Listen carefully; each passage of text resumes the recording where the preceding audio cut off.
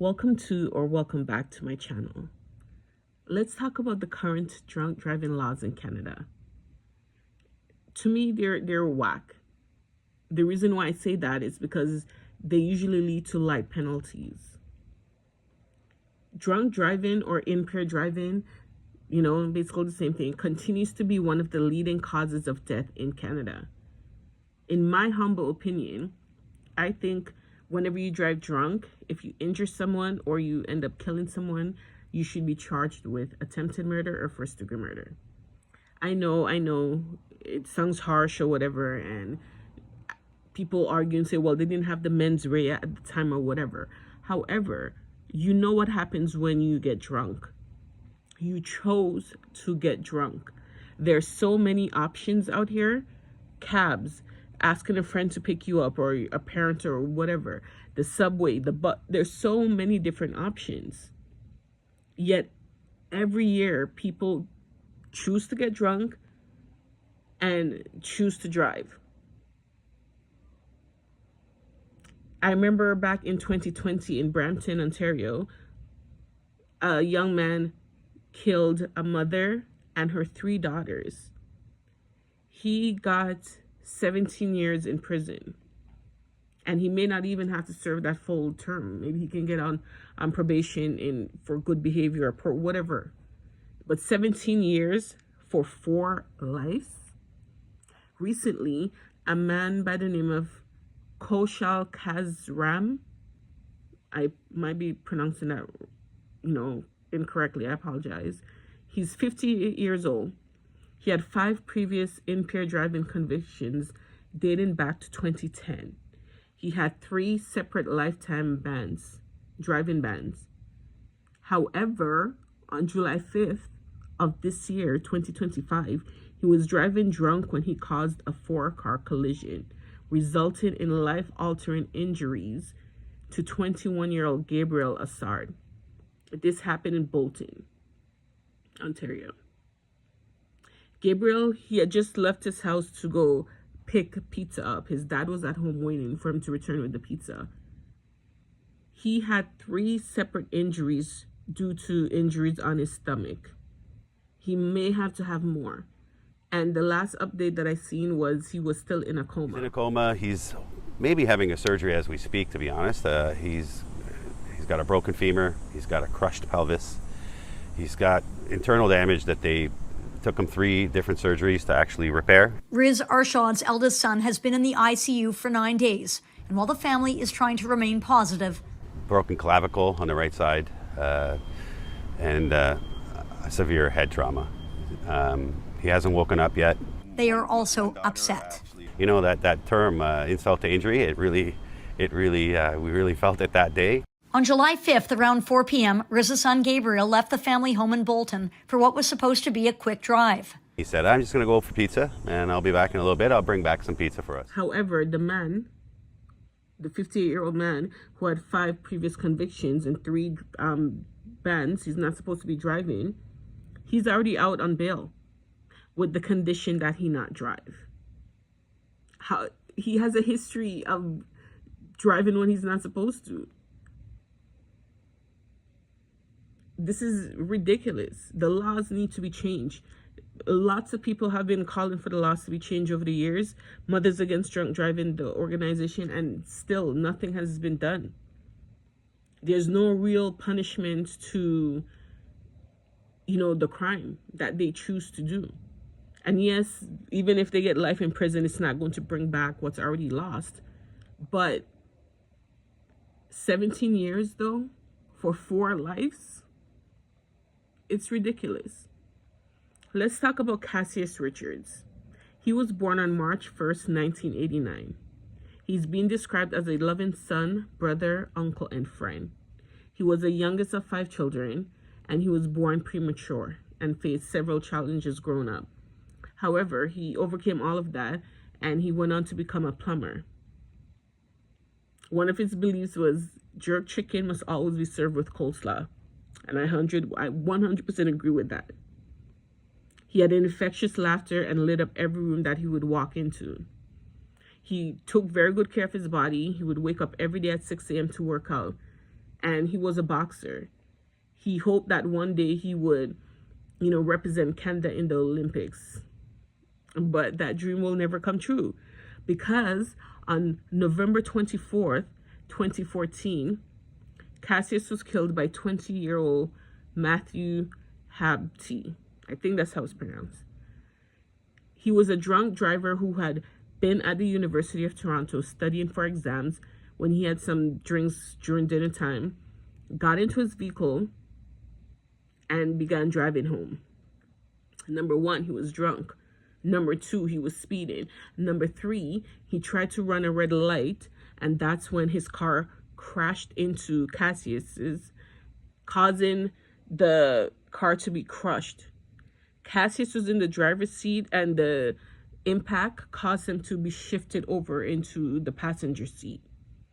He died on the scene, and they had to cut him out of his car. On the scene, Matthew was given, or I'm not sure if it's on the scene, but Matthew was given one breath sample 2 hours after the crash. He had 136 milligrams of alcohol in his system per 100 milligrams of blood. I believe that adds up to maybe double time the speed limit or something. I'm not quite sure on that. But it was over not the speed limit, sorry, the alcohol limit that you can drink when you're driving. They asked him to give a second sample, and he refused based on the advice of his mother. Matthew was initially charged with impaired driving causing death, dangerous driving causing death, criminal negligence causing death, and refusing a breath sample. On March 30th, 2016, he pled guilty to impaired driving causing death, and the other charges were dropped. He was sentenced to 4 years in prison, plus 6 years. He got a 6-year driving ban. And it's not clear if he actually served the full 4 years or if he got released early on good behavior.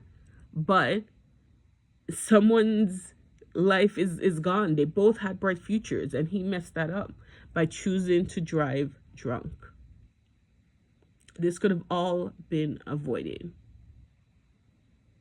I will insert clips here of when Matthew was going into court when he was sentenced. They were two young men with promising futures, both trying to make their way home. But one of those young men chose to drink and drive, costing the other young man his life. The drunk driver was sentenced today, and our Tamara Cherry was there. Tamara, in addition to prison time, he won't be allowed behind the wheel for some time. Yeah, upon his release from prison, Matthew Habte will be banned from driving for 6 years. This after a forensic scientist estimated he had about twice the legal limit of alcohol in his blood when he chose to drive on that November night in 2014. Matthew Habte walks from the car to the courthouse, taking in his last few breaths of freedom for some time. The last time he drove, he was drunk. The last time he drove, he killed somebody. And for that, a Scarborough judge sentenced the once promising basketball star to 4 years in prison today, saying, as an inexperienced drinker, Mr. Habte would strongly have felt the effects of alcohol, yet he chose to drive. In doing so, he caused an entirely preventable collision that cost another promising young man his life. That young man was Cassius Richards. He was 25. He had dreams of being an Olympic boxer, and he was killed in a collision, the judge stressed. Not an accident. An accident is something that cannot be prevented. This tragedy was entirely preventable and was caused solely by Mr. Habte choosing to drive while his ability to do so was impaired by alcohol. Before all this, Habte did not have a criminal record, not even a blemish on his driving record. In handing down her sentence, the judge pointed to his remorse, the fact that he pleaded guilty, and his otherwise good character, like so many drunk drivers before him. People who commit this offense very often, they're not thinking about committing a crime, right? It's not the same as the person who goes out and obtains a gun, or the person who goes out and breaks into a store, or the person who goes online trying to commit a fraud. But it is a crime that kills. Anything that a judge does in court today or any other day has far less impact than standing at a crash site looking at the person that you injured or killed. I wish that people would hear us and not drink and drive, because it's not funny, it's not a joke, and until it happens, you really truly don't understand the effect that it has on you. I know this feeling will never go away, but today I feel a little bit of peace in my heart. Because although her son will never come home, one chapter of her grief is now over. And as Matthew Hapty was led away in handcuffs, his mother called out to him that she would see him soon. Well, after he was led away, I asked the victim's mother how that made her feel. She told me that she felt badly for Hapty's mother because, well, she's a mother too. Cassius is the last of 5 children, 2 boys and 3 girls. It was a lot of fun being his big sister because we got to play pranks and do jokes, and he was really funny. Being older, you get to watch your sibling go from being a baby to elementary school to just becoming an adult. He was a boxer, so he would go to the gym a lot, and he always had a plan. He went to school, he studied hard, and he was a steam fitter, plumber apprentice. At the same time, he was very much into the family. When I went back to school and I had a 2-year-old, he picked him up from daycare, dropped him off at daycare. Very much a great uncle and a good son, good brother. He did a lot and everything for everyone. Cassius was driving home from work and it was around 7 p.m. And a young male driver, he was heading home from school. He had drank at the pub at school. And as Cassius was driving home, the driver, who was impaired, he ran a red light and he slammed into Cassius's car and killed him on the spot. He was basically so badly crushed that he was pushed to the passenger side. They had to cut the car open to be able to get him out of the car. He didn't have a chance. I was home and it was just after midnight. And I heard a knock on the door. I knew it was the police, so I opened the door and they asked for me. And I said, is something wrong? And they said, can we come in? And I had to hear them tell me that my brother was dead. When we found out that the driver was impaired, we were really angry. I guess the shock of it was 7 p.m. And the accused was so intoxicated that he couldn't see clearly. We were always raised to have a designated driver. My mom always taught us never leave the other one behind. Always make sure somebody can get everybody home. And then to have him killed by someone who didn't even care about how much he had drank, whether or not he would get home. In his statement, the accused actually said, "I'm sorry for this accident." And I was so upset and angry in the court that I stood up and I yelled, "It's a crash. It's not an accident. You killed him." To me, accident is something that you didn't plan. It happens. It's beyond your control. But impaired driving is within your control. You know, when you lose a sibling, you feel like you lose a part of your childhood, like a part of your future. I'll never get to see him get married. We never got to have a niece or a nephew. We never got to see him really become who he could have been. You know, we live with that fear that one of us could be gone any day. So you end up just, clinging to each other because you don't want to miss anything. What we were like when he was alive was complete. And now there is that gap. We didn't have time to say goodbye. He was there one day and then he was gone.